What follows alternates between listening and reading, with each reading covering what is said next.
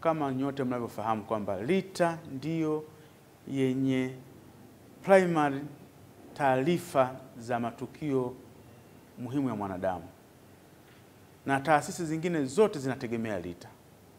Sasa tukiimarisha mifumo ya LITA ikakaa vizuri, kwanza itawarahisishia watendaji wa LITA kutoa huduma kwa wakati kwa wananchi.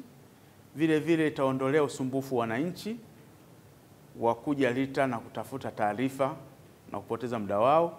Vile vile tutarahisishia na taasisi zingine za umma na zile za sekta binafsi kupata taarifa za matukio muhimu ya mwanadamu kiurahisi. Na hizi taarifa zikienda kwenye taasisi zingine zitasaidia utendaji kazi wa maeneo mengine, na wananchi mwisho wa siku watapata huduma bora, na mwisho wa siku serikali yetu itaonekana kwamba inatoa huduma vizuri kama ambavyo imepangwa. Kwa hiyo niwaombe nyi wenzetu ambao mko hapa, nyi wataalamu wa TEHAMA, muhakikishe kwamba mifumo hii ya LITA inaboreshwa ili iweze kutoa huduma kwa uhakika na huduma bora.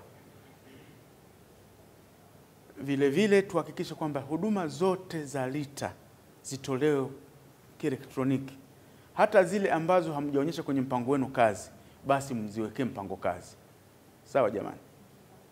Lakini namwangalie na muda. Mbona naona kama muda ni mrefu sana? Mpaka Juni mwakani. Mkizingatia na umuhimu wa hii taasisi ya LITA na umuhimu wa taarifa ambazo ziko LITA,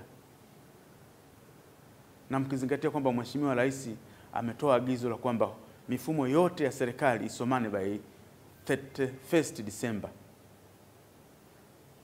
Na sisi LITA ndio taasisi ambalo linatakiwa litoe taarifa kwa hao wengine. Kama tukipeleka mpaka mwezi wa 6, hatuwezi kuona kwamba hata wengine tunaweza tukawa tunawakwamisha.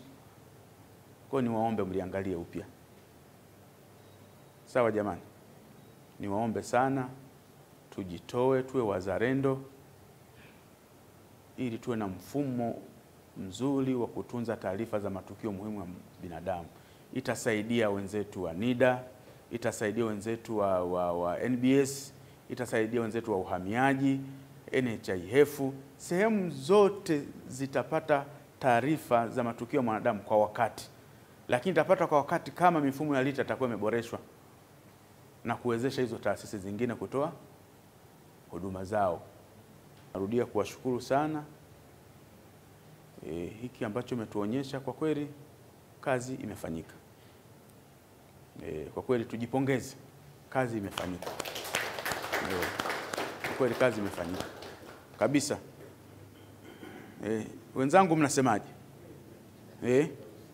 Kazi imefanyika. Lazima tuwatie moyo. Kazi mmefanya, kazi inaonekana. Na kama tunakwenda namna hii na imani kabisa tutafikia malengo kwa wakati, lakini tuongeze jitihada. Baada ya kusema hayo, ndugu zangu, naomba niahirishe kikao, lakini muda mwingine tena nitakuja kuangalia mnaendeleaje. Muwe na siku njema na Mungu awabariki sana. Niwatakie kazi njema. Asanteni sana.